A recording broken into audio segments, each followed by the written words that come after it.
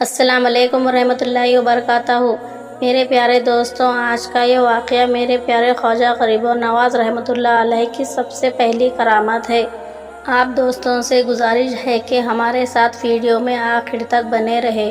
تو چلو دوستوں، ویڈیو کو شروع کرتے ہیں۔ حضرات محترم خواجہ معین الدین چشتی رضی اللہ تعالیٰ عنہ 530 ہجری میں سنجر کے علاقے میں سہستان میں پیدا ہوئے۔ حضرت خواجہ معین الدین رضی اللہ تعالیٰ عنہ کے والد ماجد کا نام خواجہ سید غیاث الدین رحمۃ اللہ علیہ ہے اور حضرت خواجہ معین الدین چشتی رحمۃ اللہ علیہ کی والدہ ماجدہ کا نام ماہ نور بی بی ہے۔ حضرت خواجہ غریب نواز رحمۃ اللہ علیہ کی کرامات بے شمار ہے۔ حضرت خواجہ غریب نواز رحمۃ اللہ علیہ کی پہلی کرامات یہ ہے، روایت میں آتا ہے کہ حضرت خواجہ معین الدین چشتی رضی اللہ تعالیٰ عنہ جس جگہ مقیم تھے اور نماز میں مشغول تھے اور خادم کلنگ کا گوشت بھون رہا تھا تو قریب ہی ایک مشہور فلسفی اور حکیم کی رہائش گاہ تھی، جہاں اس کا قائم کردہ مدرسہ بھی تھا اور اس مدرسے میں دور دراز سے طالبات تعلیم حاصل کرنے آتے تھے۔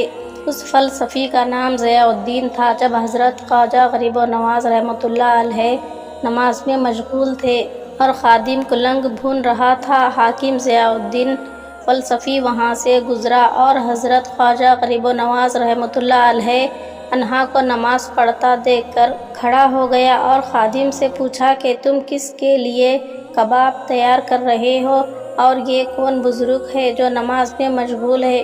خادم نے ضیاء الدین فلسفی کی بات سنی تو کہا، یہ حضرت خواجہ معین الدین چشتی رضی اللہ تعالیٰ عنہ ہے۔ ضیاء الدین فلسفی چونکہ فلسفیانہ دلائل کی روشنی میں اولیاء اللہ کی بزرگی اور کرامات کے قائل نہ تھے۔ اولیاء اللہ کا ذکر مضحکہ خیز انداز میں کیا کرتے، جس سے لوگوں پر بہت برا اثر پڑتا تھا۔ حضرت خواجہ معین الدین چشتی رحمۃ اللہ علیہ نے نماز سے فارغ ہو کر ضیاء الدین فلسفی پر ایک نظر ڈالی تو وہ بے تاب ہو کر زمین پر گر کر تڑپنے لگا اور ان پر سکتہ کی حالت طاری ہو گئی اور ان کی آنکھیں کھلی رہ گئی۔ ضیاء الدین فلسفی کی آنکھیں کھلی تھیں مگر ہوش و حواس غائب تھے۔ حضرت خواجہ غریب نواز رحمۃ اللہ علیہ نے یہ حالت دیکھ کر ان کے سینے پر ہاتھ رکھا اور اپنا دست شفقت پھیرا تو وہ ہوش میں آ گئے۔ ہوش میں آتے ہی ضیاء الدین فلسفی نے اپنا سر حضرت خواجہ غریب نواز رحمۃ اللہ علیہ کے قدموں میں رکھ دیا۔